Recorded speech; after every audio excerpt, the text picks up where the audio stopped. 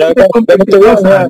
Magdadagdag din po ako ng paliwanag dito sa ating AstroCap MetaShare. Kasi nga yung tanong ni Ma'am Merna kanina ay meron na tayong Planet IX, marami nang may Planet IX, pero bakit pa tayo magsusubscribe? So, unang-una pong sagot doon, ito po ay hindi compulsory.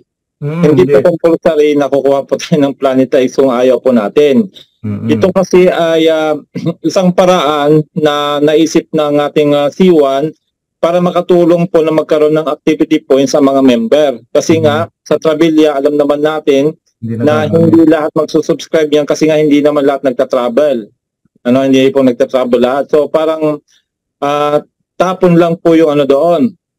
Tapon yung pera. Ibig sabihin na lalo ngayon nag times 2 na po yung presyo from 20. Noong 29 okay lang kasi nga ay mababa pa, affordable pa. Ngayon 59 na. Tapos hindi mo naman magagamit. Magagamit lang po talaga yan sa pagkakaroon natin ng activity points. Kasi nga ay magbibigay po yan ng 5 activity points yung pong 1 month subscription ng Travelia. Which is makakatulong po yan doon sa mga team na active pa, especially pag leader. Why? Kasi nga ay makukuha nyo pa rin yung mga bonuses like the binary bonus, matching bonus, residual, pero residual, it depends po yan sa rank po natin. May requirements po yung by rank po doon sa residual. Pero doon sa 1 month subscription ng Travelia, lahat po ng bonuses makukuha na. Kasama na rin po residual, pero hanggang doon lang po sa maabot po ng rank. Ngayon, siyempre yan naman ay napapansin ng ating pong company at napansin ko rin dahil nga siyempre nakikita ko yung lahat ng Team Europe, nakikita ko po yung pumapasok. Nakikita ko po yung sa user log. At napansin ko nga na kakaunti lang po ang nagsusubscribe ng Travelia. Siguro yung mga nagsusubscribe lang po talaga may mga inaasahan na mga bonus. So ngayon, ang ginawa ng Planet X Game, magdadagdag tayo ng product, although hindi na siya bago, pero magkakaroon ng activity points, which is ito na nga po yung Planet IX na dyan na po magbebenta ng MetaShare sa loob ng C1. Kung mapapansin nyo po mga MetaShares natin, ay nanggagaling po yan sa mga Genesis NFTs na mga binili natin sa Planet X. Yung iba naman, inuuna pong ibenta po yung yung MetaShare bago pa man magbigay ng airdrop. Kaya yung iba bumibili na dyan sa marketplace o kaya doon sa OpenSea. Ngayon, tama yung sabi ni Coach Danny, strategy natin dito, pwede tayong mag-avail niyan ng ating pong ng ating pong Planet IX na may MetaShare. Parang ang mangyayari niyan, we are hitting two birds in one action. Anong ibig kong sabihin doon? Unang-una, pag nag-subscribe ka, meron ka ng activity points. Kasi ang requirement lang po naman talaga natin ay 5 personal activity points. Active na po yung account natin sa Crowd1 for 1 month. Pag 1 month subscription po yan dahil ma-unlock na po yung mga bonuses nga. Then yung pangalawa po na advantage natin dyan, meron na siyang kasamang MetaShare nga. Hindi na lang kagaya ng Travelia na walang balik sa atin. Kung magta-travel ka, mapapakinabangan mo. Pero aside from that, wala na. So ito, magsusubscribe tayo ng Planet X, maibibigay ng 5 activity points. At the same time, mayroon na siyang kapalit na MetaShare na 3. Pag 1 month po, 3 na pong AstroCap MetaShare. At may stick po natin yan sa IX Foundation. So yung computation natin dito sa monthly niya so far ngayon na around 30 IXT per share. So 3 po ang kasama ng 1 month subscription, kaya meron siyang 90 IXT per month.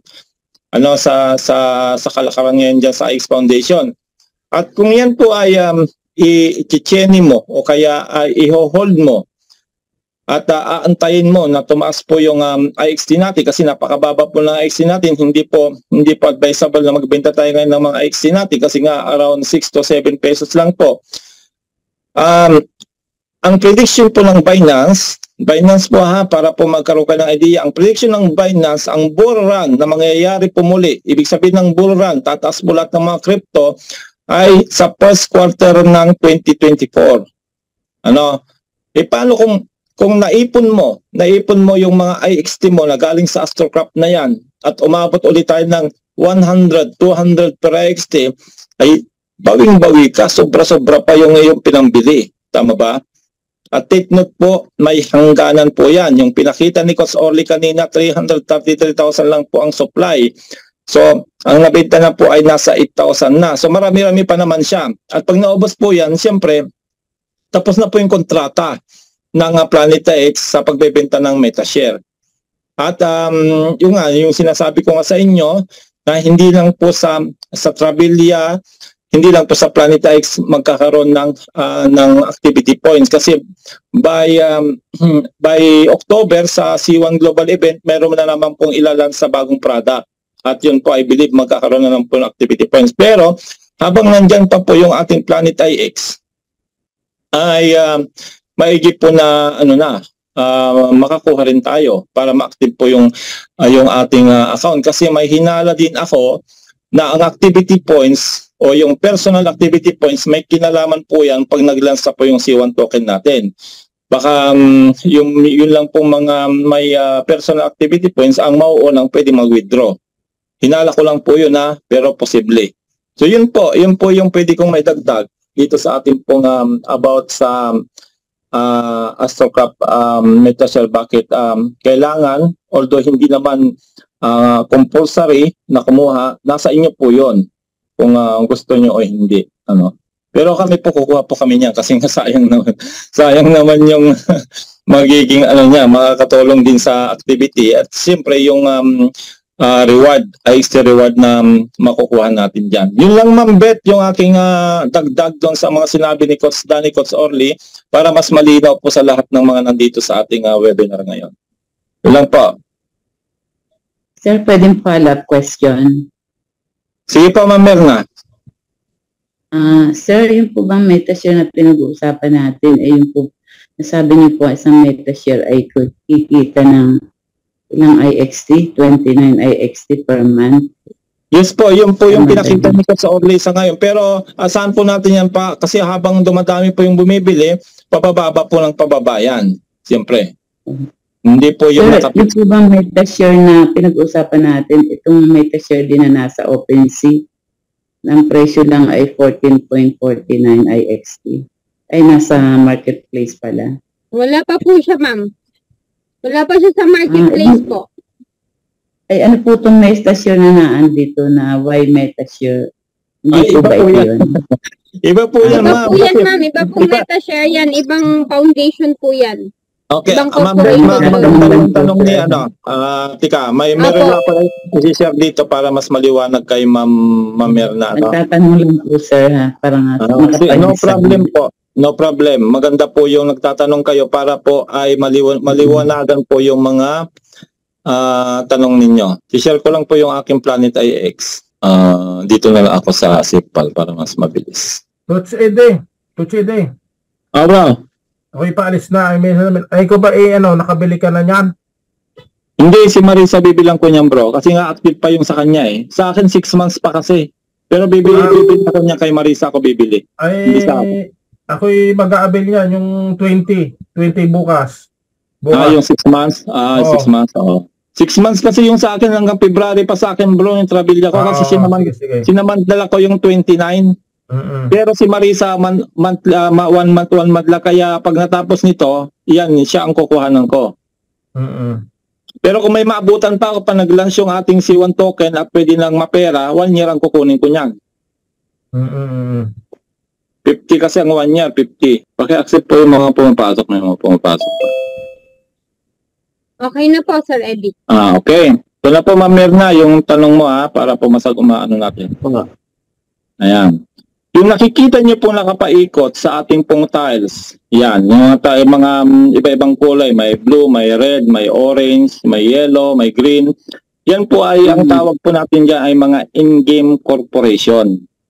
Iba-ibang kumpanya po yan na nakipag-affiliate kay Planet IX. Ngayon, yung sinasabi mong si Y Metashare, ito po yan. Yan, ito siya. Yan, si Y Corporation. At bawat corporation po na lumabas na. Ibig sabihin yung mga genesis nila na linabas na kagaya ng Y genesis, meron po yung Y genesis metashare. Yan po yung sagot ninyo, ay sagot ko doon sa tanong ninyo. At iba po ito sa ating pong AstroCap metashare. Ito naman po si AstroCap. Yan, itong blue na ito. Yan, yung blue na yan. Sa AstroCap kung saan dyan po tayo nagko-convert ng ating mga IXT para maging AstroGold para pang-rent natin doon sa 36 tiles natin. Kasi pag meron na kayong tile B tsaka tile C, magre-rent po tayo diyan. Magre-rent tayo diyan per tiles. Pero kung kayo ay tile A lang, wala pong rent 'yon. Kahit hindi po kayo mag-convert ng AstroGold. Pero dito sa akin po kasi, dahil meron nga po akong tawag ng Newland Genesis. Yan, Newland Genesis po. Ito po si Newland Genesis. Ito naman po yon. At meron din po yung Newland Metashare na naka-stick din po yan sa ating pong X Foundation. Yan. Ito naman si Newland. Meron po akong Newland Genesis na in-stick ko po dyan sa aking pong mga tiles. Kung kaya mapapansin yung AstroGold ko sa taas 0. Ibig sabihin, pag meron po kayong Newland Genesis NFT, wala pong upa. Hindi po ako nangungupahan sa 36 tiles ko. Free of charge po yan, for life. So yan po yon. Yung pong mga nakapaikot po na iyan, mga nandito po sa paikot na yan, lahat po yan ay magbibigay ng metashare. So dalawa na lang po ang hindi pa po nagbibigay ng metashare. Ito na nga po sa AstroCap na instead na sa Planet X po magbebenta, hindi na po doon na po siya sa crowd 1. Yan po yung isa, pero hindi pa siya naglalabas ng AstroCap Genesis. Hindi ko lang alam kung mailalabas yung AstroCap Genesis. At saka yung isa naman si Hablu. Ito pong isang yellow na ito. Si Hablu, siya po doon sa mga sa mga avatars ba? Si Hablu. So ito po hindi pa rin po ito naglalabas. Hindi pa rin po ito naglalabas ng Genesis. At pag naglabas na po yan, bago maglabas po yan, magbebenta rin po siya ng metashare. So, yun po yan, Ma'am Mer, na maliwanag po yung lahat po ng mga nasa corporation na iyan, nakapaikot, lahat po yan may mga metashare ng linabas. Maliban lang kay Hablu. Si Hablu, yung Hablu, yung pong isang yon, yung yellow na yon.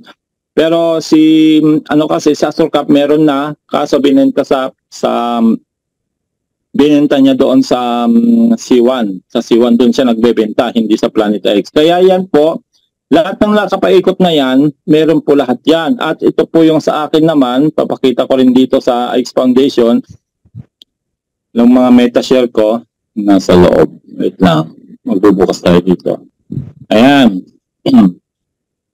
Ito na po yung lahat ng metashare na meron po ako. Si Net Empire, meron po akong isa na metashare po dyan. Ang per day po niya, per month po na ay 23.64 per month sa isa. Mas malaki po si pinakamalaki po susunod po yung AstroCap. Ang alam ko, susunod si AstroCap kasi isa lang ito isa, 23. O siya yung magiging pinakamalaki pala. Magkano per noon? Mambet kung kwenta mo parang isa lang sabi na 29, 30. So isa. Po? 1:1. Kasi 20 lang, sabi natin 30. So 1:1 siya. Isang metashare, 1 IXT per day. Tama? Yes. Opo. 1 IXT per day. So dito, ang pinakamataas pa lang so far dito ay si Newland. Ito po yung sinasabi yung sinasabi ni Ma'am Y Genesis. Ayan. Yung Y po, ayan po yung sinasabi yung Y metashare, yung pong Y sa baba ng global. So yan po yung Y metashare na nabanggit nyo na magkaiba po yan sa AstroCap metashare. Okay ho? Maliwanag po, iyan po yung mga in-game corporation na naglabas na ng kanilang mga Genesis NFT na nagkaroon po kami ng mga airdrop na mga metashare. Kung kaya yan po, kumikita po yan ng daily. Ayan, so sa lahat ng ating metashare, ay meron pong lahat po yan ay 61.9 in 30 days. Yan, 61.9 in 30 days. So, ang isang araw po ay 2 IXT sa isang araw. At pag bumili ako ng AstroCap, syempre, madadagdagan po yung magiging per day ko rin po. Yan. So yan po, ito po yung malaking tumutulong sa akin sa Pangmatic para makapag-build po ako ng maraming facilities. Yan, dito ako kumukuha. Kaya hindi na po ako naglalabas ng pera. Di ba sabi ko sa inyo, kaming mga naunang mga pioneer po sa Planet IX, once na nagkaroon na kami ng mga ganitong everyday income, meron din pong territory staking, may energy staking din, yun po yung mga nagbibigay sa amin ng reward na IXT na ginagamit namin sa Pangmatic o pang-GATS fee para mas makabuo ng mas marami pang asset kagaya ng pag-build ng facility, pag-upgrade ng facility. So yan na po. Ibig sabihin, yung tubo ay i-roll uli namin, tapos tutubo na naman, kumbaga dadami ng dadami. At pag once na tumaas po yung value ng IXT natin, panalo po lahat ng may mga assets na naka-stick dito sa IX Foundation. At lahat ng may mga facility na nag-generate ng energy, kasi baka tumaas din po yung value ng energy natin, lahat po yan makikinabang. Lahat yan kikita. Kaya nga po sinasabi namin sa inyo na bago mag-December, ay kailangan may mga activity tayong ginagawa dito may mga activity tayong ginagawa sa Planet IX, kasi nga sa December po, lahat ng makakapasok sa top 10,000 na active player sa Planet IX, lahat po yan ay magkakaroon ng airdrop. Yung airdrop ko po dito, nandun siya sa Yung airdrop ko na po dito ay nasa sa main account ko po ay 1,600. 1,680. Iba pa po yung magiging airdrop nung 5 ko pang mga sub-account. So, ibig sabihin, pag naipon lahat yon, sabihin na natin pinakamababa na siguro ang 3,000 na IXT na magiging airdrop ko by December. At hindi lang po ako, lahat po ng mga players na sumabay sa amin, patuloy na nagkakaroon ng activity dito sa ating pong Planet IX, lahat po yan magkakaroon ng airdrop. Kaya magiging masaya pong Pasko, lalo pag tumas po ang IXT natin sa December. Nako, hindi na po paproblemahin ang pang Pasko, Mambet, di ba? Tama? So yun lang po yung may dadagdag ko doon sa tanong ni Ma'am Merna. Magkaiba po yung AstroCap Metashare doon sa Genesis Metashare, yan po yung nakikita niyo sa baba. Meron po akong Sham, pero mababa po ang per day niya 0.01 para doon sa ating pong AstroCap 1 IXT per day. So yun po yung Sir, follow up.